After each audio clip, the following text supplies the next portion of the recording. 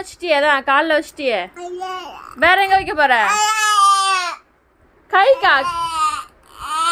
கைக்குலாம் வைக்க கூடாது. Nail polish கைக்கு பசங்க வைக்க கூடாது. கைக்கு பசங்களாம் வைக்க, அது பொண்ணுங்க வைக்கிறது. பொண்ணுங்க வைக்கிறது அது.